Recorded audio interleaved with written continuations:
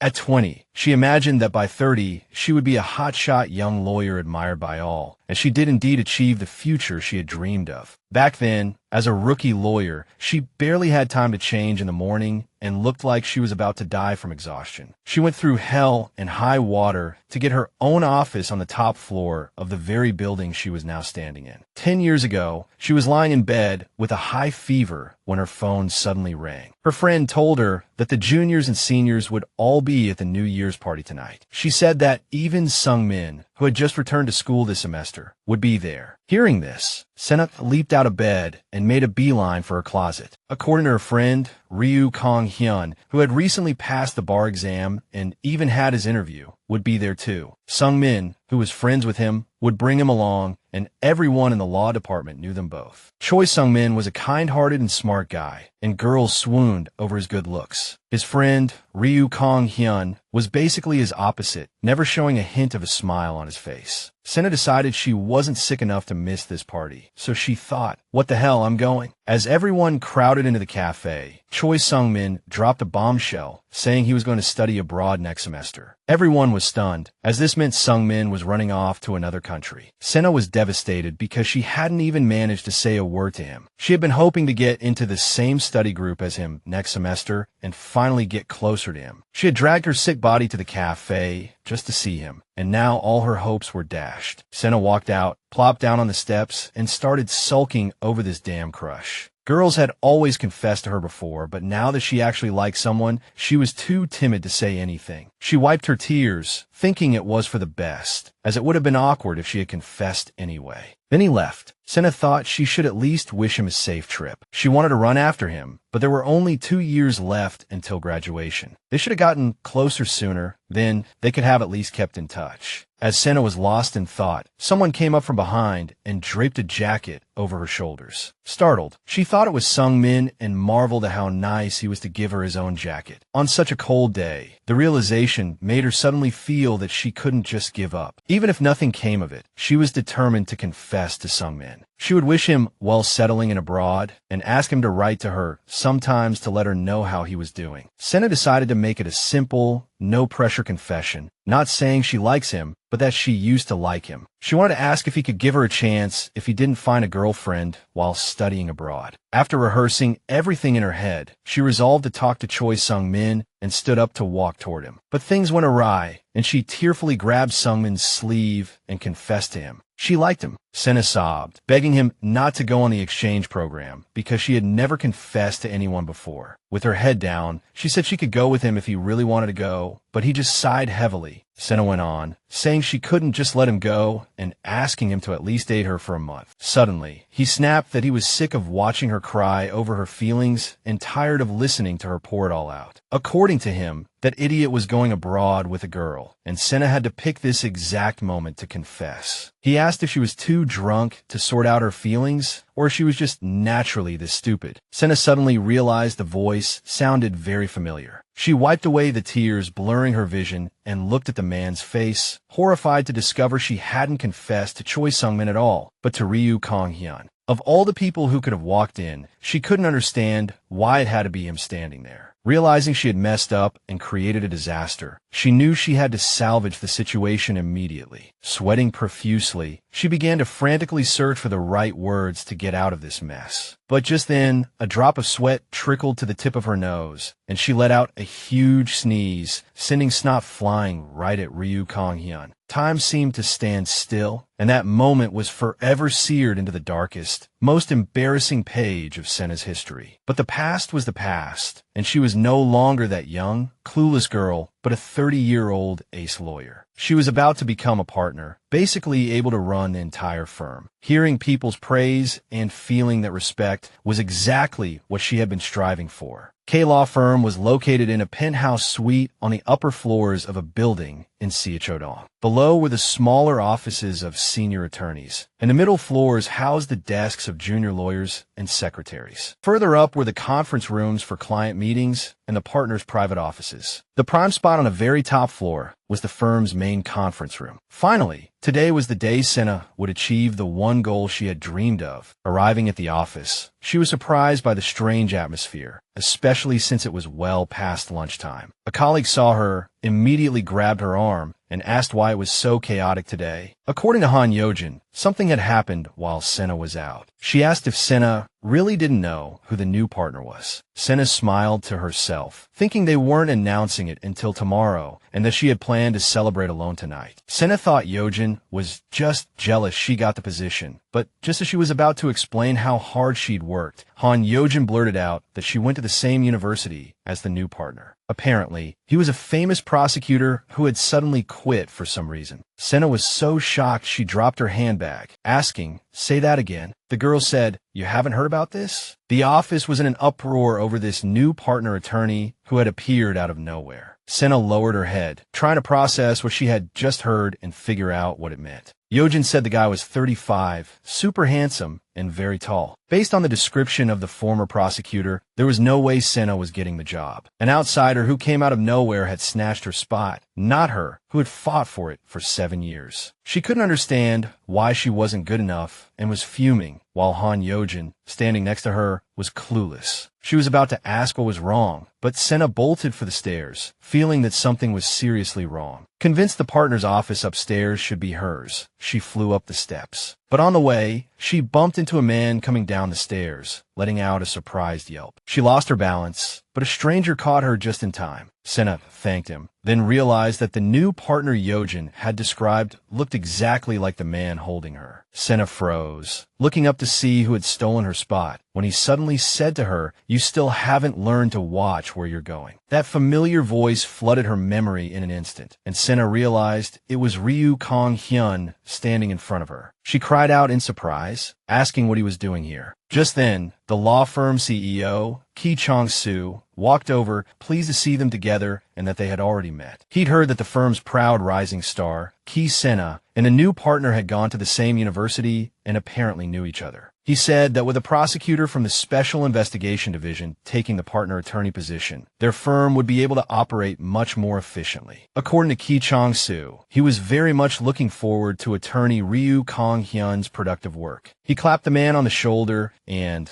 suggested they go to lunch first and talk about everything else later. The heroine glared angrily at her father's departing back, a smug smile on his face. Kang Hyun turned to Sena, suggesting they wait until tomorrow for formal greetings, and smiled. But in Sena's mind, it was a completely different story. She thought he was mocking her for coveting the position. The heroine's hands trembled as she picked up another bottle of beer, not understanding why fate was doing this to her. First, they snatched the partner position that was almost hers, and now she had to cry over a man. A few hours earlier, she had met her boyfriend at a cafe because he had something to tell her. He sat there for a long time with his head down, unable to muster the courage to speak. Sena scoffed that if he just wanted to sit in silence, he could have sent a text. The man asked if Sena still loved him, but she was already in a foul mood and told him to just spit it out. He then admitted that the 2 years they were together had been very hard for him. Sena was always busy, so he thought he should lie low for a while, hoping Sena would notice and come see him once. The heroine sneered contemptuously that he knew she was swamped with work, yet he called her just to say this. He slammed his fist on the table, tears welling in his eyes, and asked if she didn't miss him at all. He had tried to respect her busy schedule because he was also busy preparing his thesis, but he felt this was too much, that if they were in love, they should be there for each other. When things got tough, the man suddenly asked Sena point blank if they should break up. He was sure she had no idea how hard this whole thing had been for him. The heroine crossed her arms, smiled, and commented that it must be tough two-timing someone. The man froze for a moment, then jumped up, demanding she explain what she meant by that. Sena asked him expressionlessly if he took the bag she gave him on his trip. He was stunned, having no idea how she knew he went to sock show, and she added that the place was trending right now. Sena turned her phone to him and showed him a picture of a familiar-looking man's hand on a girl's shoulder. She was sure that if she didn't bring it up now, the woman would barge in herself and expose everything. Hearing this, the man instinctively touched the watch on his wrist. Sena pointed out that the girl seemed to be deliberately drawing attention with her social media profile picture. The man jumped up, stammering that they were just university classmates and nothing more. She asked if that girl knew that more than half of what he owned was bought by her. The man was defeated, sitting in front of Sena with his head hung low,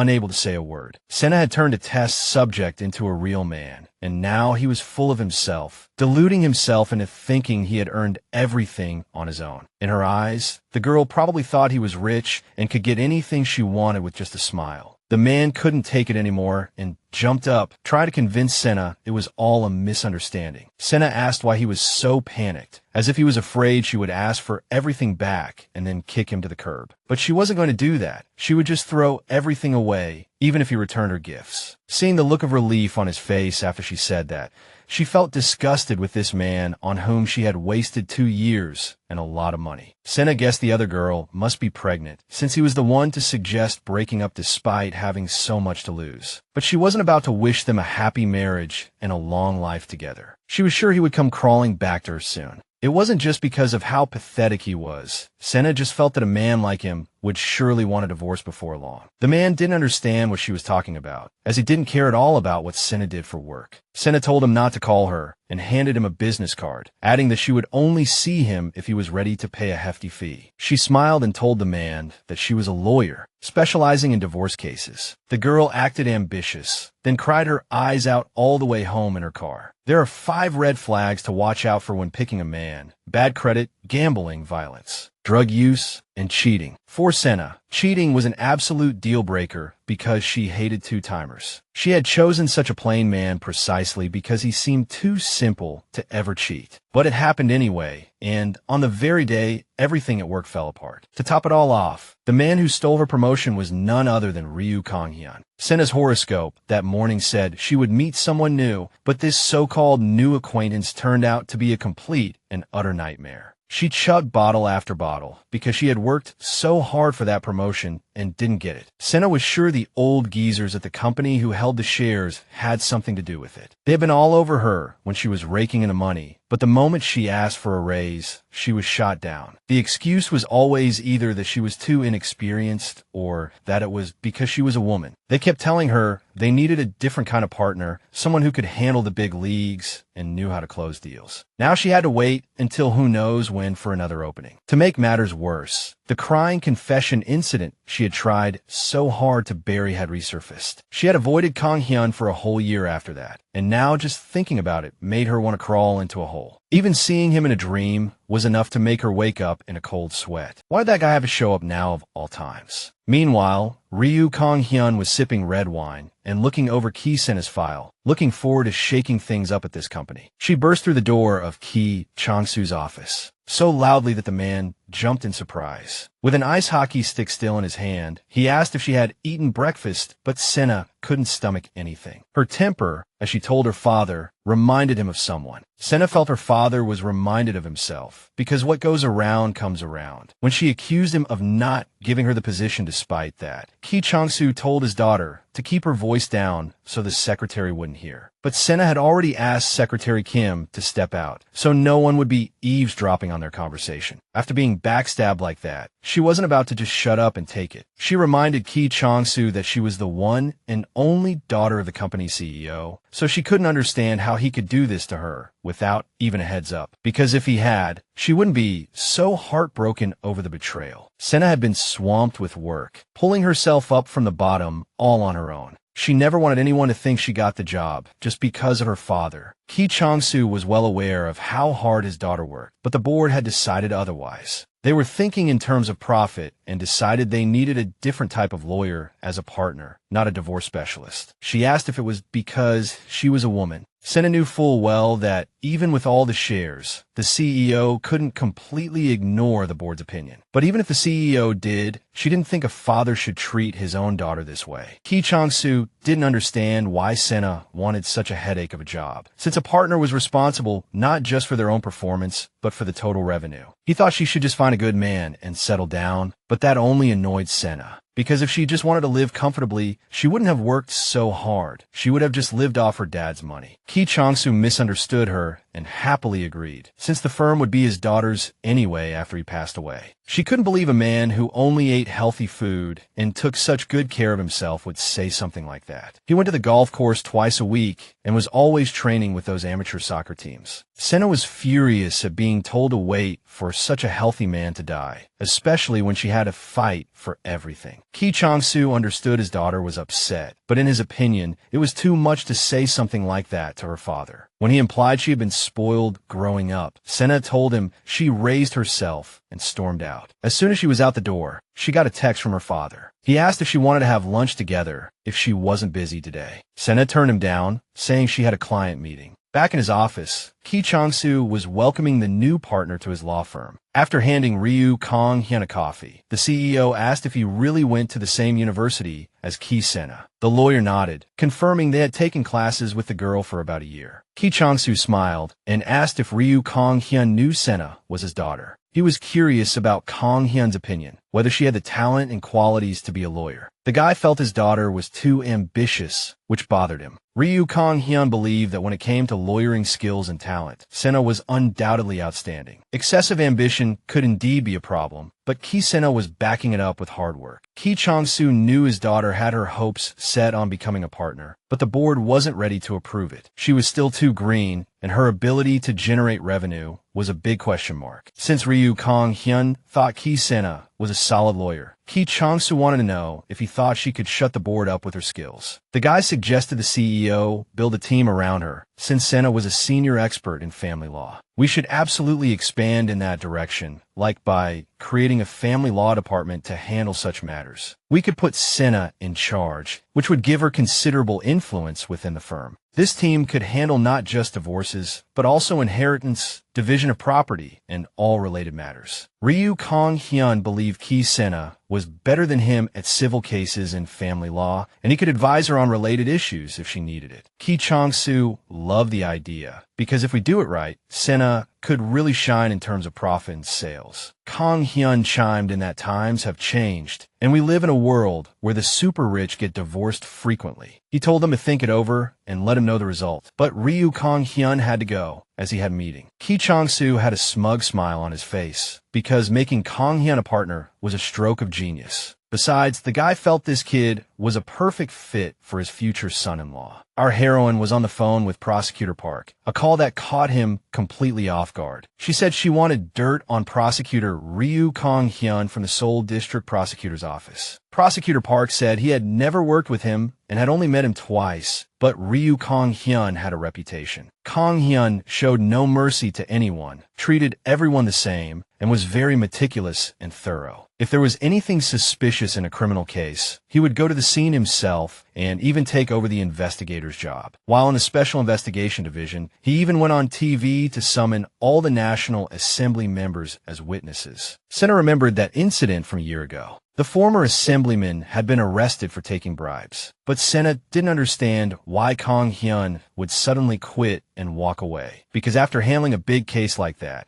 he should have had significant standing among other prosecutors. After a pause, Prosecutor Park apologized, saying he couldn't answer that as it was confidential information. All he knew was that Kang Hyun left after a huge fight with the district prosecutor and even got an official severance package. Prosecutor Park felt that no matter who Sena asked, they would all give her the same story. She hadn't been able to concentrate all day since talking to Prosecutor Park and couldn't get any actual work done. As she was about to leave the office building, she ran into Kang Hyun in the lobby. He asked her for an hour of her time, and that's when she finally realized who was standing in front of her. She yelped again, and Ryu Kang Hyun smiled, asking how long she was going to keep reacting to him like that. Sena was confused as to why Kang Hyun was still at the office so late and why he hadn't left yet. Ryu Kang Hyun leaned in closer and asked her again for some of her time, as he had something important to discuss. A little later, they were sitting in a bar, and the man told Sena to relax a little. Ryu Kang Hyun said he had been working at the firm for 3 weeks, and Sena hadn't even greeted him yet. Kang Hyun wanted to know what he did to make her treat him this way, because whenever she saw him, she either ran away or looked ready to pounce or punch him. Sena slammed her fist on the table, insisting she had never looked like she was about to hit Ryu Kang Hyun.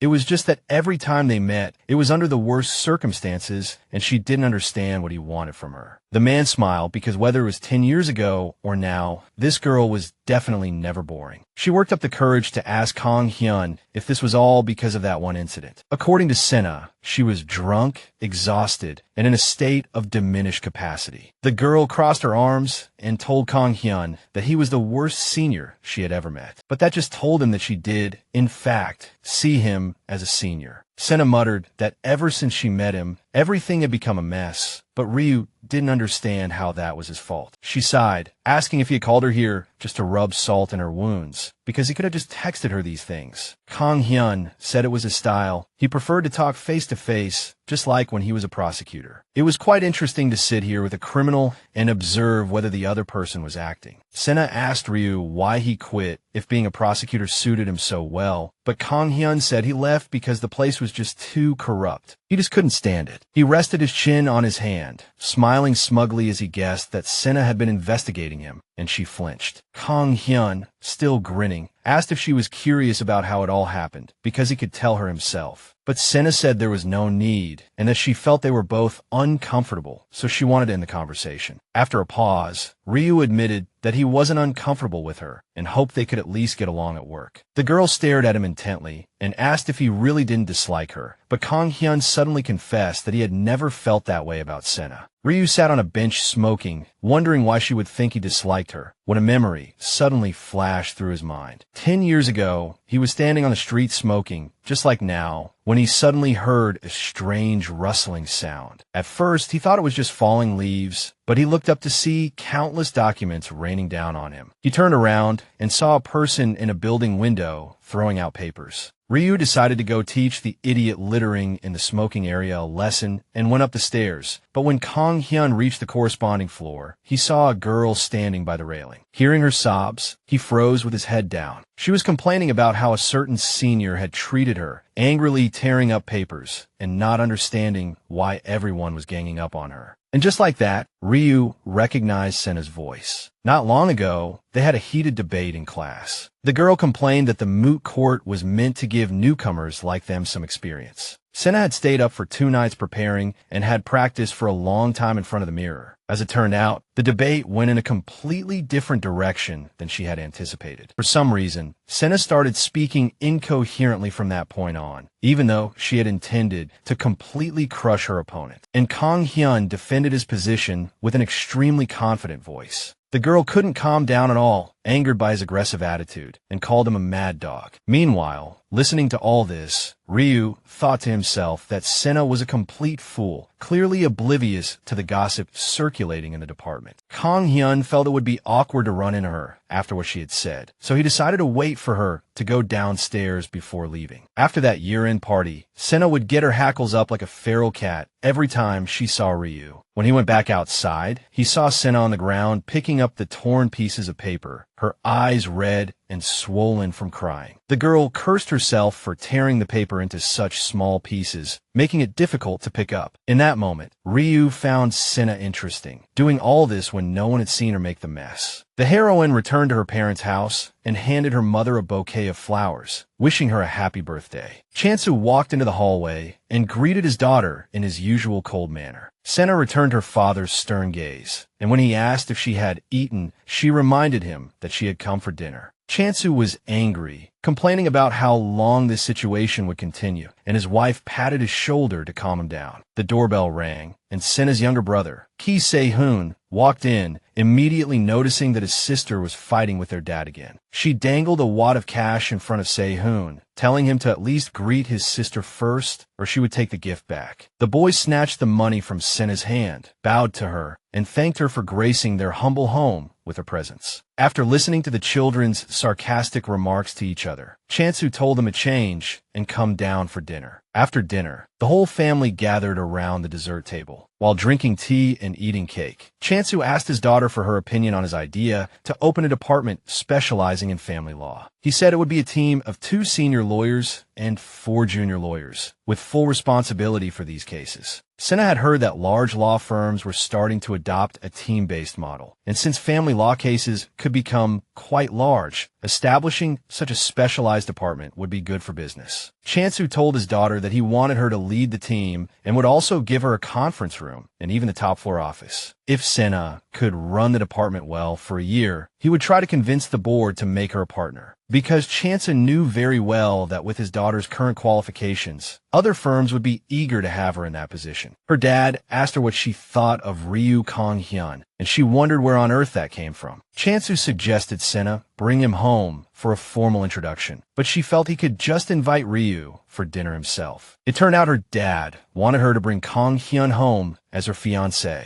Hearing this, she was so shocked she choked on her tea. The girl couldn't understand why she had to marry Ryu, but her dad wasn't joking. If Sena couldn't even handle one man, then she couldn't expect to manage the company, let alone become a partner. Then Chansu suggested she quit and start her own business, and she retorted, asking what that had to do with anything. As the company president and her father, Chansu believed he was the best choice, bar none. After claiming that Kang Hyun didn't have a girlfriend, her dad got up and left the table. He said if Sena didn't like his terms, she should come back when she found something else worth talking about. She covered her face, trying to make sense of this utterly absurd situation. Because the problem wasn't whether she could handle a man, especially since Ryu was her nemesis from college, and he had seen her at her worst. For Kang Hyun to fall in love with her after all that, he would have to be crazy. The next day, she was in the office restroom practicing her smile in the mirror, but nothing felt right. The girl simply couldn't believe that Kang Hyun would see her as anything more than a friend. Before even thinking about marriage or dating, she needed to build a real connection with him first. Sena was meeting with her client, Kim Young-hee, but she felt like she had seen her somewhere before. But the other person was wearing sunglasses that hid her face, so she couldn't guess who it was. After a moment of silence, the client sighed and finally took off her sunglasses. Sena couldn't believe her eyes, because sitting there was the actress Jong Soo-eun. The woman was famous for playing the lead in a hit weekend drama with astonishingly high ratings. Her superb acting always left the audience in awe. Soo-eun was always a hot topic and a subject of great interest among fans. Sena gushed about her admiration for the actress, which made her a bit embarrassed, not expecting that even a lawyer would watch the show. She smiled, saying who wouldn't have seen the drama everyone called the best. When the lawyer tried to steer the conversation back to why Soo-eun was here, her spirits instantly fell. She clutched her jacket tightly, admitting that Sena had been recommended to her as the top expert. She didn't understand why she would need a divorce lawyer. They were the model couple, actors who were madly in love. After a quick glance at the reasons Soo-eun had written down, Sena told her she couldn't help her. She looked the actress straight in the eye and asked her to state the real reason she came to the firm. Seeing Soo-eun hesitate, she assured her that under Article 26 of the Attorney-at-Law Act, her privacy would be kept absolutely confidential. The woman lowered her head and admitted that her husband was having an affair with a man 8 years his junior. Soo-eun struggled to control her trembling, adding that the other person was a man and that she knew her husband was gay before they got married. She finally broke down, admitting that she and her husband had a marriage contract. It turned out that the nation's sweetheart was actually gay, and to hide this, they had orchestrated a sham marriage. And the man chose an actress who had been out of the spotlight for years and was desperate for fame. But she really didn't have to worry, because as colleagues, it was a win-win situation for them. For the sake of appearances, they signed a confidentiality agreement, playing the perfect couple in public while privately seeing other people. Soo-eun wiped away her tears and confessed that she had never intended to interfere in her husband's private life. It all started one night when her husband was exhausted and they had a drink together. Then Soo-eun woke up and they were in bed. Their first night, which hadn't even happened on their honeymoon, occurred 5 years into their marriage. From that day on, every time Soo-eun saw her husband, she started to have all sorts of strange feelings. At first, she kept replaying his touch, the look in his eyes, and even began to imagine that they could become a real couple. When Soo-eun realized she was falling in love, those feelings grew like wild weeds, completely out of control. She kept telling herself that even if her husband fell in love with a man 8 years his junior, she was the only one who could be by his side. But due to jealousy, every day became a living hell, and today, she just needed someone to listen. Sena couldn't find the right words to comfort Soo-eun, who said she would be in touch again after she made a decision. Her mind was filled with Soo-eun's words about her messy relationship with her husband after losing all her self-respect. That heavy feeling stayed with Sena all day. When Ryu saw her on his way out of work, he noticed something was off. When she asked Kang Hyun what he wanted, he asked her for a moment of her time. After what her father had done, Sena felt awkward around him, but he told her not to even think about running away. Ryu invited her into his office and handed her a folder containing the organizational chart for the family law team. When Sena showed a surprised expression, he told her that everything had been discussed with the president, so Sena could start right away. She asked Kang Hyun if he knew the condition her father had set for her to lead that team. It was said that if Sena's department performed well this year, Ki Chansu would make her a partner. If things were that simple, she wouldn't be worried at all, but the whole thing just didn't feel right. After weighing everything, she suddenly realized that it must have been Ryu who convinced her father to put her in charge. She accused Kang Hyun of doing it out of pity because he had taken her partner position. Ryu just stood there and took her anger as she demanded he explain what it meant to give her this position. He looked at her sternly and asked what on earth she was talking about. It seemed Sena had completely misunderstood, as he had no idea why she was so worked up. She lowered her head, wiped her face, and asked if this was how he always did things. In her eyes, Kang Hyun never considered other people's feelings and just bulldozed his way through. Ryu's face darkened, telling Sena to think before she spoke, because it was the CEO who had asked for his opinion, and he had simply made a suggestion. The whole thing was just a simple plan for the benefit of the law firm. Sena added with a laugh that he had also suggested it to console her after she missed out on the promotion. Kang Hyun held his head in his hands because he had recommended her, because Sena was the perfect candidate and no one was more driven than her. Sena asked what right he had to judge her work ethic, as they weren't close enough to talk about such things. Ryu sighed heavily, then told her to look at the organizational chart he had made, where she was listed as the team leader, while Kang Hyun himself only served as a consultant for civil and criminal cases. In this team, Sena was the team leader, and it was up to her to decide who she wanted to work with. Ryu asked if she understood what he meant, but she was still full of suspicion. Kang Hyun was about to lose his patience, and explained again that she needed to build her own team, because the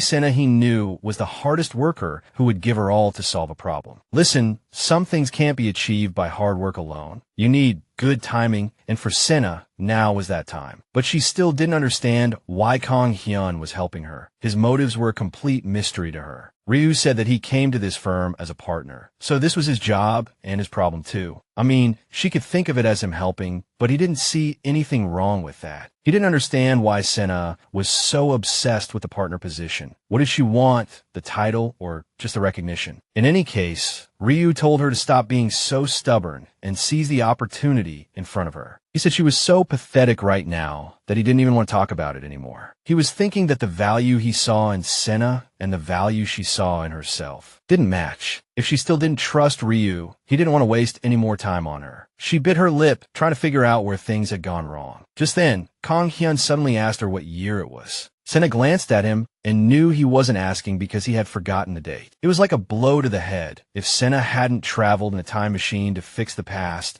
it meant she was still hung up on what had happened. 10 years ago, Ryu stood up to leave, telling Sena to bring her team to his office after she finally made up her mind. She knew Kang Hyun was right, because the reason she was silent was that she had realized something. She still got angry when she saw Ryu, because, compared to her own failures, she was filled with jealousy and envy of his success. The next day, Sena met a friend at a coffee shop, and her friend said in surprise that she had seen Ryu Kang Hyun hanging around Sena's office. The girl told her that he had actually just joined their firm as a partner lawyer. Her friend's jaw dropped, asking why she hadn't told her. She wanted to find some time to go to their office and say hi, but Sena didn't understand why, nor could she figure out when they had become so close. The girl nodded, because they weren't really friends. She thought Ryu must have a good relationship with Sena to have switched firms, but Sena denied it. Her friend said, "What are you pretending for? Everyone knew that Kang Hyun was going easy on you." Back in college, Sena said it was the company's board that hired Ryu, and she hadn't been in touch with him since graduation. Her friend didn't understand why she was being like this, reminding her how their group report had been a disaster and how they had bullied Sena in retaliation. Of course, she remembered, because it was a nightmare for her. Sena said it was Kang Hyun who started the whole thing, pretending not to know her, and the seniors buried her in work. During the festival preparations, she didn't even go home, working until dawn and putting up flyers alone in the rain. She tried to avoid Ryu, because he always said those Same old useless things to her. Her friend interrupted Sena and dropped a bombshell. Kang Hyun had a huge fight with the student council leaders over her. She flinched, frozen, and begged her friend for the details. It turned out, Ryu told everyone that it was their own fault for deciding to slack off, and that they had better stop messing with Sena. The guy threatened that if they ever bothered her again, he would expose all their dirty secrets. Kang Hyun ordered them to come at him if they had something to say, which really stirred up a hornet's nest. Suddenly, our girl remembered how the seniors' attitude towards her had completely changed in an instant. She had thought they finally felt sorry for her, and that's why they acted that way. But no, it wasn't because they recognized her hard work, but because Ryu Kang Hyun had stepped in and dealt with them for her. She never expected it to be like this and asked her friend if it was all true. Her friend said she had witnessed the whole thing. He had calmly told them off, and they didn't dare say a word. Despite this, Sena still found it all very strange. She didn't understand why Ryu would do that. According to her friend, the professors were nice to her too because they saw her studying with Kang Hyun. After he passed the second round of the bar exam, he didn't need to participate in the moot court anymore, but he did it with Sena. She claimed she didn't voluntarily study with him, as if she had lost all her self-respect after being humiliated by the other seniors. My friend said that although Ryu was known for being meticulous, there were rumors that Sena's skills improved dramatically after practicing with him just once. Kang Hyun only partnered with her, and many people were jealous of Sena because of it. To be honest, he took care of a lot of the younger students. It's just that the seniors who went abroad were more noticeable. But Ryu was actually a pretty good senior, and my friend was surprised Sena didn't know any of this. But the truth was, this was the first time she was hearing about it too. Then, my friend suddenly told me that Kang Hyun actually cared more about Sena than any of the other younger students. How could she not have noticed it all? My friend thought Sena was just acting cold to him in public, but that they were actually close in private. But seeing her friend's expression now, she decided to tell her something as a friend. In her opinion, Sena should not only be grateful to Kang Hyun, but could also learn a lot from him. Her friend thought Ryu would be very helpful to her, so she had nothing to lose, especially since they worked at the same company. Sena promised to think carefully about her words. Ryu Kang Hyun's words about her value had shaken her to the core and were still echoing in her mind. Sena looked out her office window, wondering why she was always chasing after others' approval and envy. In fact, very few people care how much effort others put in. They just envy what their rivals have. Even after Sena had worked at the firm for several years, many people still belittled her achievements. That kind of treatment was disappointing and hurtful, so it was a shock that Ryu was the one to acknowledge her value. She had never really tried to understand him before. At first, she avoided him, and then, every time they met, she would pick a fight. Moreover, blinded by her own inferiority complex, Sena had completely ignored his efforts. Just yesterday, she was patting herself on the back for being praised as a cool woman, a great professional, and for doing a good job. But the truth was, she was jealous of people better than her and was struggling with that sense of shame. She asked herself when she had become such a terrible person. Sena walked into Ryu Kang Hyun's office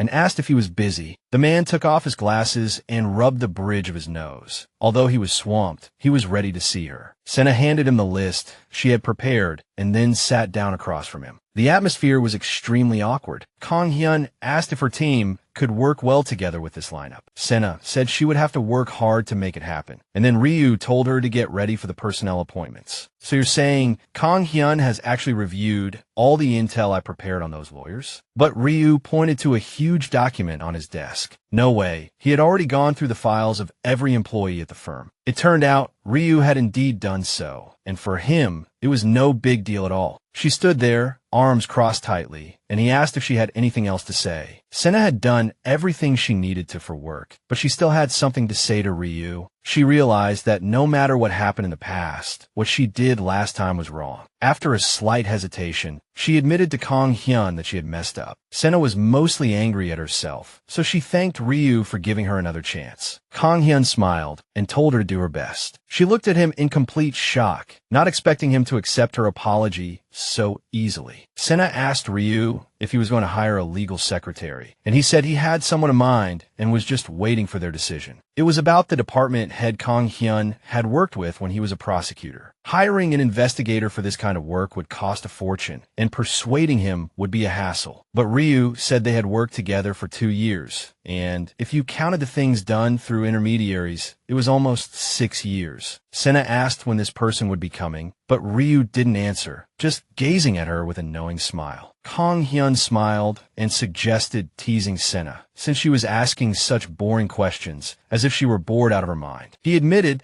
that he couldn't help himself when a girl he used to have trouble even getting a meeting would suddenly beg for his attention. Ryu asked how he should please Sena and suggested they go for a cup of tea. She stormed out of his office, saying she was a busy woman and had a meeting with the president. Sena slammed the door shut, thinking that while her inferiority complex was a problem, Kang Hyun's personality was certainly no saint either. She was sure the two of them were completely incompatible and stormed down the hallway. She sat fuming in her father's office and began to review the contract he had given her. The document was valid for the duration of Sena's relationship with the person Chansu had chosen. The contract only referred to this person as R. She asked her father if it was really necessary to go this far, but Chansu insisted that he knew his daughter all too well. The core of this contract is the relationship between a man and a woman, a romantic relationship. The rest is all about terminating the contract and compensating for damages, like the conference room and the CEO's office on the second floor. Plus, the salary for the new department has also been raised. So if this fails, it will all be a loss. She wondered what would happen if she could successfully seduce lawyer Ryu within 3 months. Chang-soo promised that if his daughter could pull it off in 3 months, he would act as if nothing had happened. Sena found it ridiculous how her father spoke to her like a gangster boss. Anyway, she felt that no matter how passionate people's encounters were, they would still separate later. No matter how strong the feelings were, it was impossible for them to stay that way forever. Sometimes, people marry against their family's wishes, only to break up later in a mutually destructive mess. As a divorce lawyer, Sena knew this better than anyone. Looking at his daughter, Chang-soo suddenly told her she was thinking about it all wrong. He didn't just see lawyer Ryu as a future husband candidate for Sena. He was calculating that when she became the chairman of this company, that man would also be by her side in the same position. Saying this, Chang-soo stood up and ruffled his daughter's hair. He showed her a glimpse of the future, where this company would be engraved with her and Kang Hyun's names. But if Sena had so little confidence in herself, she could back out now, and they would pretend this never happened. However, if she did that, then she would just have to find a good man, settle down, get married, and have children. She hugged the documents tightly to her chest and decided to accept the challenge, because she had never said she would back out. Regarding backing out, Sena demanded the contract be rewritten, because a standard agreement simply wouldn't work in this situation. Since Chang-soo was so worried about his daughter's position, they had to make it more secure by giving her some of the chairman's shares. She wouldn't take no for an answer from her father. Sena, dressed in a stylish black dress and sunglasses, stepped out of her car. 2 days ago, she received a wedding invitation, which she thought was a dirty move. But Sena was sure her ex hadn't sent it, because he wasn't stupid enough to do something like that. There was only one person who would pull such a stunt, and that was his new bride. After the breakup, Sena hadn't thought about her ex again, but this kind of petty trick was just too childish. But since this woman had thrown down the gauntlet, she decided to accept the challenge and fight back. That's why she showed up at the wedding. The man was terrified and asked Sena what she was doing there, but she just took off her glasses and told him he looked terrible. Sena said she rushed over as soon as she got the invitation to congratulate them on their new life. As for a wedding gift, she figured they could just count everything she had ever bought him. She walked into the banquet hall and stared at the photos of the newlyweds flashing on the screen. In truth, she was no longer heartbroken over the end of the relationship, but winning this battle was what mattered most. Thunderous applause erupted and camera flashes went off as the bride and groom walked into the hall arm in arm. Watching them, she knew that the girl who had challenged her, the girl who clearly didn't know who she was messing with, was going to regret it. Since she was in a good mood today and felt like doing something truly crazy, Sena got an idea. The bride stepped down from the stage, turned her back to the crowd, and tossed the bouquet. Without hesitation, Sena leaped forward and easily snatched the bouquet. Sena threw the bouquet on the ground, walked right up to the bride, and told her to look where she was throwing next time. Our heroine grinned like a madwoman and said she was here to teach her how it's done, since she clearly didn't know. The bride was terrified, tears streaming down her face as she screamed in horror.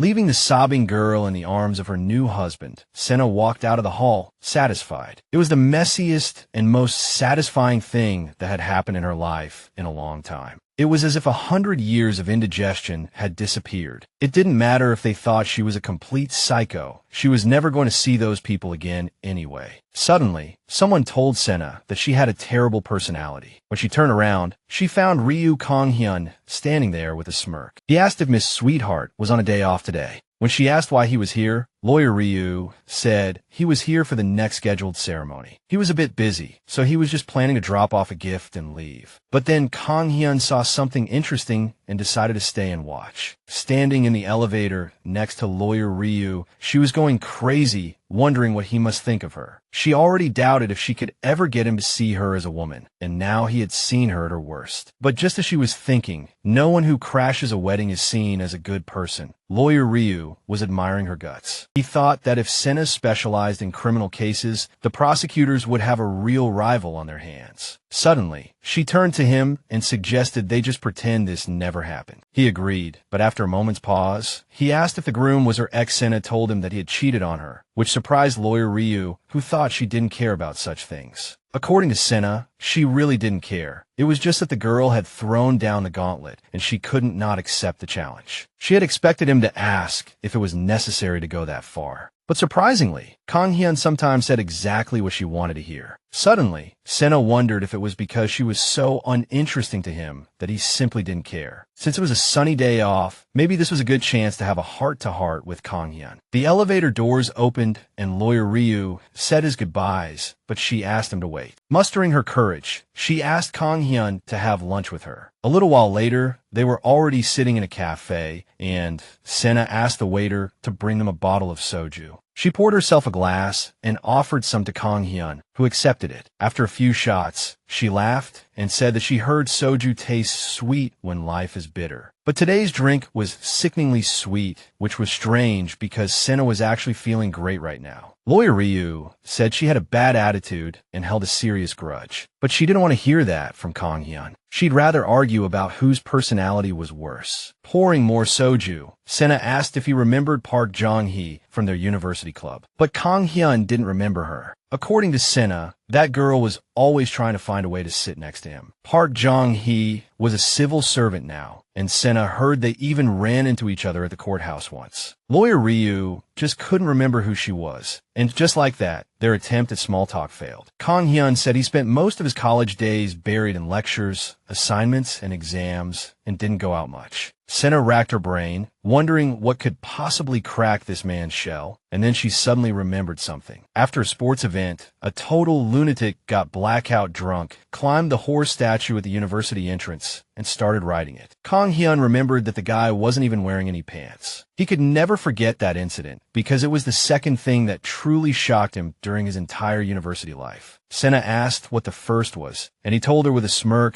that it was when a pretentious girl confessed her feelings to him. She got angry that he brought it up again, but Kang Hyun just smiled because he enjoyed riling her up. She admitted she wanted to get closer to him, but he already knew that, since that's why Sena had asked him here in the first place. With her cheeks flushed, Sena puffed out her cheeks and begged Kang Hyun to forget the whole thing, saying their relationship would be better that way. But to her surprise, Lawyer Ryu admitted that he first became interested in her precisely because of that incident. She couldn't understand how such an embarrassing sight could be attractive, and then Lawyer Ryu added that she had terrible taste in men. I mean, first Sena tried to confess to a guy who was about to go abroad with his girlfriend, and then she dated a jerk who was seeing two girls at the same time. Kang Hyun felt she should be glad that he was the one who happened to be there that day. She thought to herself, yeah, it was pretty stupid to suddenly confess to a man who was about to study abroad with his girlfriend. If anyone other than Lawyer Ryu had heard it, the incident would have been the talk of the campus for the entire semester. She sarcastically thanked Kang Hyun for keeping her secret, pointing out that it's not like he had any friends to tell anyway.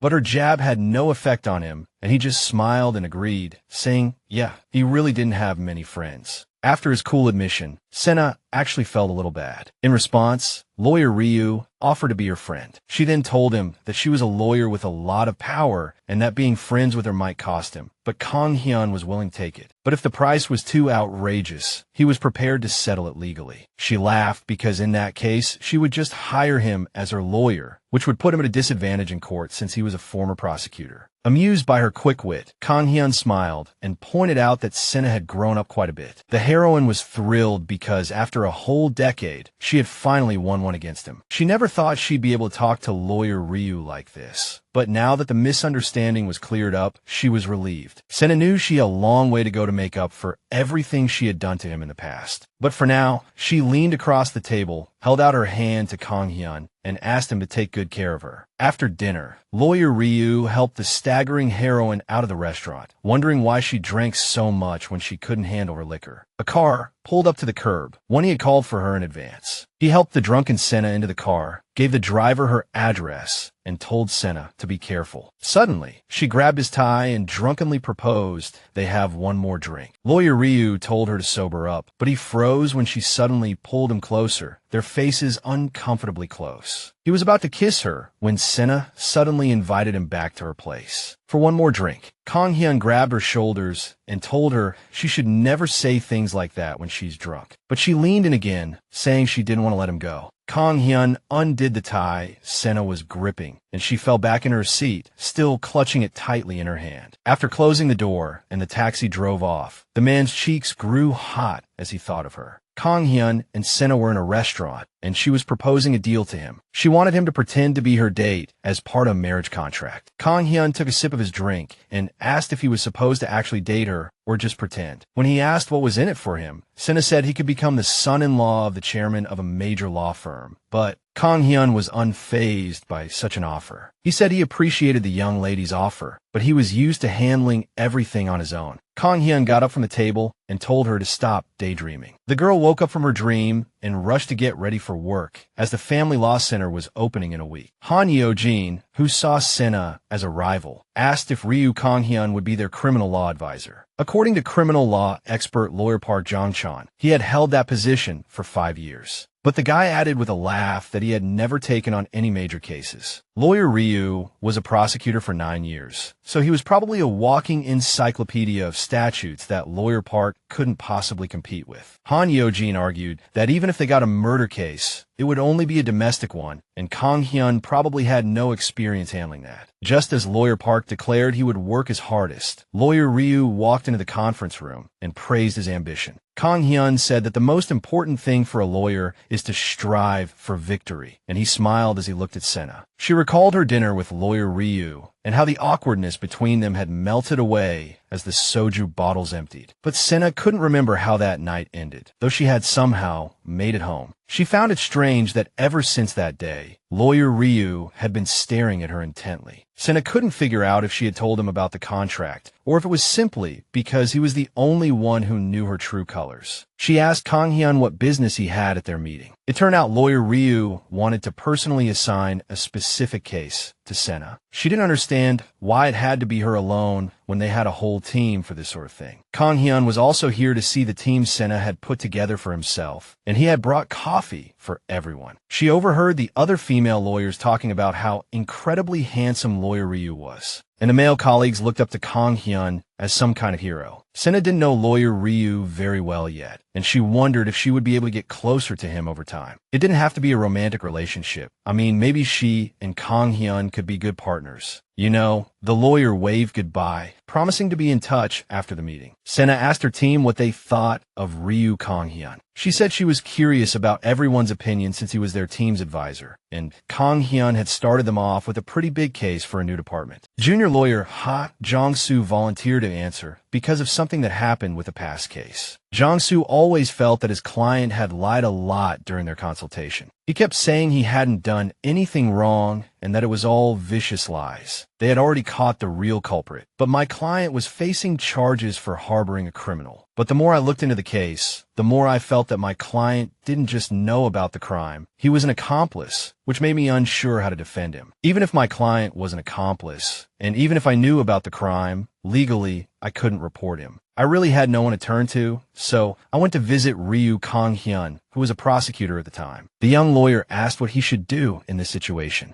In response, Kang Hyun asked if he was certain about his judgment. The kid replied that he wasn't sure at all. So Kang Hyun advised him that if he wasn't sure, he shouldn't do anything. According to Park Jong-chan, anyone could have pointed out something so obvious. Jong-soo continued with what happened next. A few days later, lawyer Ryu left a document on Ha's desk, an indictment based on evidence and forensic reports. He told the guy to think it over carefully and come to him when he had made up his mind. Lawyer Ryu had investigated everything himself, and it turned out Jong-soo had completely misunderstood. It turned out the client really didn't know anything, just as he had said during the consultation. Everyone was amazed that Kang Hyun had conducted his own independent investigation just to give lawyer Ha a chance to make his own judgment. Sena wondered what lawyer Ryu would have said if the client had really been a criminal, as Jong-soo had thought. According to lawyer Ha, lawyer Ryu had reminded him that there is not only an obligation to maintain secrecy, but also a need to reveal the truth. A lawyer should not conceal the truth or make false statements while performing their duties. Kang Hyun said that if Jong-soo had been certain the client was an accomplice, he would have helped him uncover the truth. The girls on Sena's team were once again completely smitten with lawyer Ryu. After the meeting, she headed to Kang Hyun's office, where he was, as usual, buried in his work. She blushed and hesitated at the door, worried about disturbing him. Lawyer Ryu told Sena to have a seat, saying he needed to finish something first. She mentioned that her team had been talking about him, but Kang Hyun just kept working without even looking up. Sena was flustered by his indifference, but lawyer Ryu genuinely didn't see why he should care what others said about him. She asked if it wouldn't make him happy to hear some good things about himself. But Kang Hyun believed that if someone is nice to you at first and then gets angry, they're likely to stab you in the back. Sena called it pessimism. Lawyer Ryu called it realism,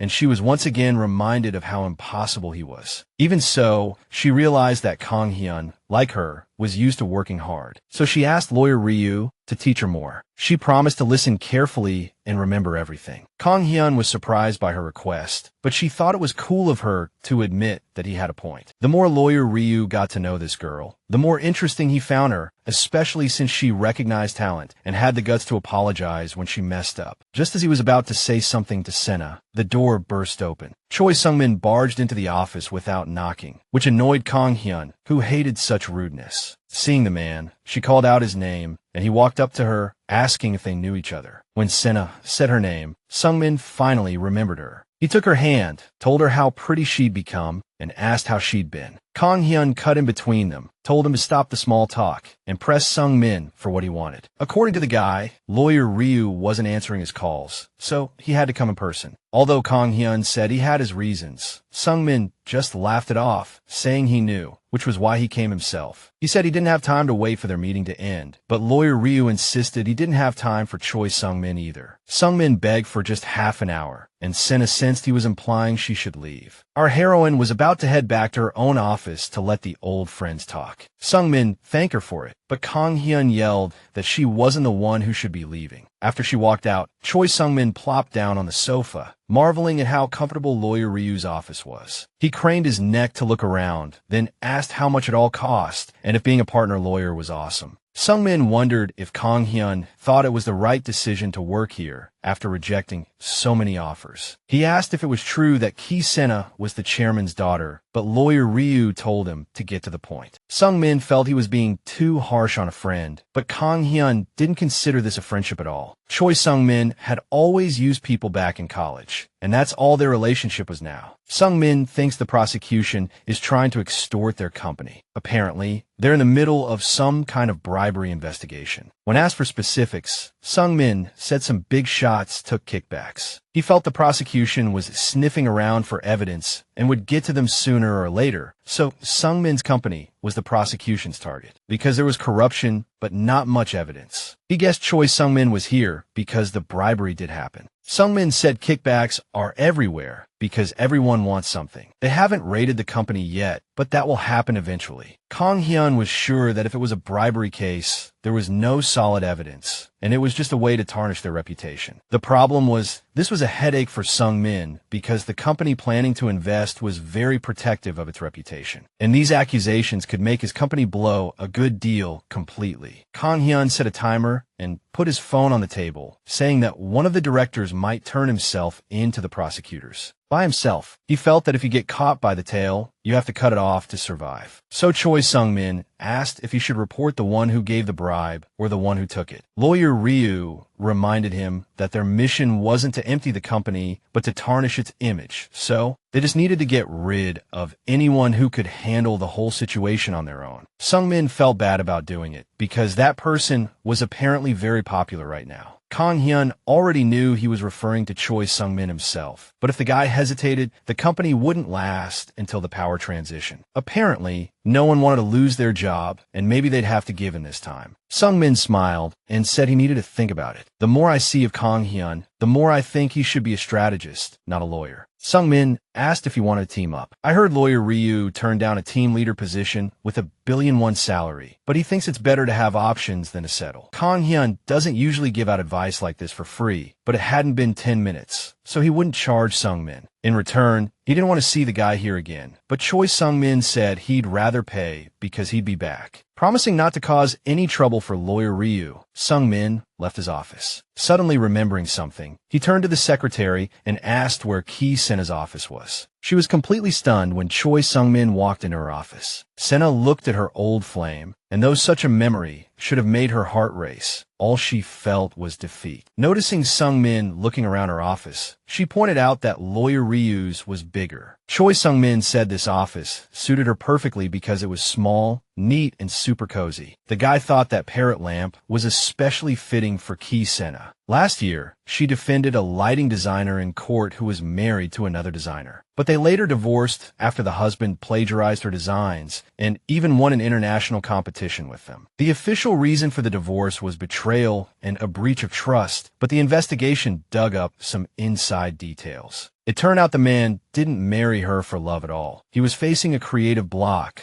was jealous of her talent, and wanted to claim it as his own. So, as soon as the wedding was over, he pushed for a child and suggested she become a housewife, all to distract her and keep her from her career. In the end, the husband never admitted his guilt, even on his deathbed, saying they lived together because they had similar ideals. He claimed his wife should be happy for his success and that it shouldn't be a reason for divorce. Despite this, the court ruled in the wife's favor, as their relationship was clearly beyond repair. After that, Sena's client created a piece that screamed freedom and lightness. Soon, she became a world-renowned designer. She gifted one of her designs to her lawyer, thanking her for fighting for her freedom. That key inspiration sparked something in her. The protagonist tells Songman that this unique lamp is the gift from that client. But guess what? She's moving to a bigger office next week. The new office is much bigger, so she can properly host Songmin since there's almost nothing here. Songman wanted to send flowers to congratulate her on her career success and to celebrate their chance reunion. Sena refused, but Songman said he was genuinely happy for her and added that he occasionally thought of her while he was abroad. She pretended to be a little flustered, but she knew deep down it was all nonsense, especially since he couldn't even remember her name not long ago. Songman suggested they grab lunch sometime, since they work in the same neighborhood and it's easy to meet. He's been back in the country for a long time, living in Seoul, and now he's handing his business card to Sena. Before she could take her own card out of her bag, she saw that he had already glimpsed the one on her desk. In that moment, she suddenly understood why Songman was so popular among the students back in the day. Of course, she had grown up, and Songman didn't make her heart flutter like he used to, but she thought Kang Hyun was just as cool as him. Songman didn't want to delay her any further, so he said his goodbyes and promised to contact her later. She plopped back in her chair, thinking about how different she and Ryu were. One was so cold and distant, while the other was so approachable. She spun Songman's card with her fingers, recalling how considerate and friendly he had always been. She had always thought he would become a judge after college and never imagined he'd end up as the head of a legal team for some big corporation. As it turns out, she realized she didn't know these guys at all. She used to just be jealous of them, so she always tried to keep her distance. A knock came from the door of Sena's office, and suddenly, Kang Hyun was standing there. He was holding a folder, and she remembered he had mentioned giving her a case. Sungmin's appearance had completely thrown Sena off, and she had forgotten all about it. Sena asked him why he didn't just call her over, while Ryu was sizing up the parrot lamp, saying how strange it was. He handed her the folder and told her to familiarize herself with the new case. It was a divorce case involving a director of a company that Kang Hyun was consulting for. Sena guessed the person was from a large organization, where clients were often powerful figures. Ryu suddenly told her that a girl had been murdered in India a few years ago. Just as she was trying to figure out the connection between the company they were discussing and India, Kang Hyun said there was no evidence at the time, no witnesses, and the police were completely stumped. The victim had no enemies, and the police questioned everyone around her, but there were no suspects. Ryu grinned and told me the only witness was the victim's parrot. Kang Hyun asked Sena if she knew that a parrot's intelligence is equivalent to that of a 5-year-old child. The clever bird recognized the killer and panicked, and thanks to it, a cold case was solved. The protagonist asked if their current case had any connection to that incident. Ryu said no, he just remembered the story when he saw the parrot lamp. Looking at him, Sena couldn't figure out how this guy's mind worked, because a normal person would just associate a parrot with the tropics. The guy laughed and asked her if the story wasn't interesting. The protagonist opened the folder and found photos showing bruises on different parts of a man's body. Kang Hyun said this was the condition of the client she would be representing. Sena asked who beat him up like this, but Ryu wanted her to figure it out for herself. She realized the man couldn't have gotten so many injuries overnight. Someone must have been abusing him for a long time. Since the client was filing for divorce, it meant his wife had been the one hitting him. The protagonist thought they shouldn't just file for divorce,